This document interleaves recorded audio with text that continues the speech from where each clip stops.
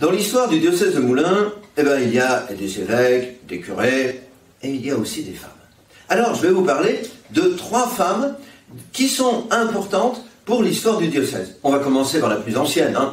C'est Jeanne de Chantal. Jeanne de Chantal, eh bien, c'est l'associée de saint François de Sales. Elle est sainte, elle aussi, hein. L'associée de saint François de Sales pour fonder l'ordre de la Visitation. L'ordre de la Visitation, c'est des religieuses cloîtrées, mais il y a une particularité, c'est d'accueillir des veuves. Voilà, des femmes veuves, eh bien, elles peuvent devenir religieuses, et c'est ce qu'ont voulu François de Sales et Jeanne de Chantal. Jeanne de Chantal, elle a fondé la Visitation donc de Moulins, avec l'une de ses amies, Madame de Montmorency, dont l'époux avait été exécuté parce qu'il s'était révolté contre le roi et contre Richelieu. Et puis, Jeanne de Chantal est venue à Moulins, et c'est là qu'elle est morte, à la Visitation. Aujourd'hui, la chapelle de la Visitation, c'est la chapelle du lycée Banville. Deuxième personnage dont nous allons parler, eh bien, c'est une petite fille, Anne de Guigné. Anne de Guigné, qui est une toute petite fille, elle va mourir à l'âge de 11 ans. Elle n'est pas bourbonnaise, elle non plus, hein. J'ai pas de chance, hein.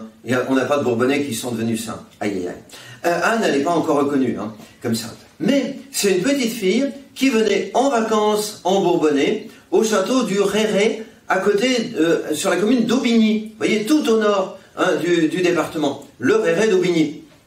Alors, elle venait en vacances là-bas, et le Réré, c'était aussi le petit séminaire du diocèse. Alors, on avait donc les ados, hein, qui se préparaient à devenir prêtres. Eh bien, ils voyaient cette petite fille extrêmement pieuse, et elle leur a laissé un grand souvenir. On a là vraiment une petite fille avec une forte spiritualité, et c'est important parce que ça montre que le chemin vers la sainteté, c'est pas réservé aux grands personnages exceptionnels et tout ça, mais une petite de 11 ans, tout simplement, elle a tracé son chemin.